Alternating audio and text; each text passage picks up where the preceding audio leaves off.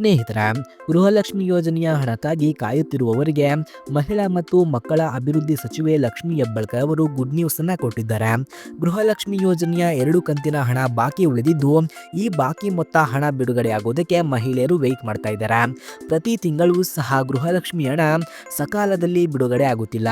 ಇನ್ನು ಇಲ್ಲಿಯವರೆಗೆ 2 ತಿಂಗಳ ಗೃಹಲಕ್ಷ್ಮಿ ಯೋಜನೆಯ ಹಣ ಬಿಡುಗಡೆಯಾಗಿಲ್ಲ.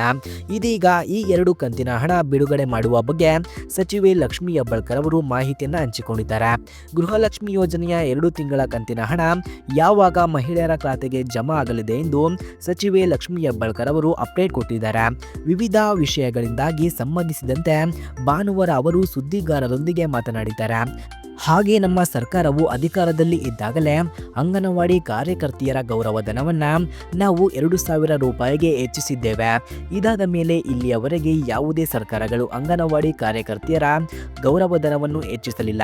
ಇನ್ನು ಈ ಬಾರಿ ಬಜೆಟ್ನಲ್ಲಿ ಅಂಗನವಾಡಿ ಕಾರ್ಯಕರ್ತೆಯರ ಗೌರವಧನವನ್ನ 1,000 ರೂಪಾಯಿಗೆ ಹಾಗೂ ಸಹಾಯಕಿಯರ ಗೌರವಧನವನ್ನ 750 ರೂಪಾಯಿ ಹೆಚ್ಚಳ ಮಾಡುವುದಾಗಿ ಹೇಳಲಾಗ್ತಿದೆ. ಇದನ್ನ ಸಹ ನಾವು ಮುಂದಿನ ದಿನಗಳಲ್ಲಿ ಜಾರಿಗೆ ತರಲಿದ್ದೇವೆ ಎಂದು ಅವರು ಹೇಳಿದ್ದಾರೆ. ಯಾವಾಗ ಬರಲಿದೆ ಗೃಹಲಕ್ಷ್ಮಿ ಹಣ ಎಂದು ನೋಡೋದಾದ್ರೆ ಇನ್ನು ರಾಜ್ಯದಲ್ಲಿ ಗೃಹಲಕ್ಷ್ಮಿ ಹಣ ಬಾಕಿ 2 ಕಂತಿನ ಹಣ ಯಾವಾಗ ಬಿಡುಗಡೆ ಆಗಲಿದೆ ಎನ್ನುವ ಮಾಹಿತಿಯನ್ನು ಅವರು ಇದೇ ಸಂದರ್ಭದಲ್ಲಿ ನೀಡಿದ್ದಾರೆ.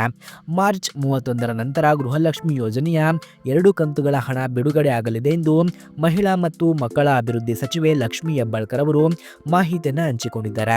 ಸೊ ಫ್ರೆಂಡ್ಸ್, ಈ ಮಾಹಿತಿ ನಿಮಗೆ ಇಷ್ಟವಾಗಿದ್ದರೆ ದಯವಿಟ್ಟು ಈ ವಿಡಿಯೋಗೆ ಒಂದು ಲೈಕ್ ಮಾಡಿ. ಹಾಗೆ ಇದೇ ರೀತಿ ಮತ್ತಷ್ಟು ಅಪ್ಡೇಟ್ಸ್ಗಳಿಗಾಗಿ ನಮ್ಮ ಚಾನಲನ್ನು ಸಬ್ಸ್ಕ್ರೈಬ್ ಮಾಡಿಕೊಳ್ಳಿ. ಧನ್ಯವಾದಗಳು.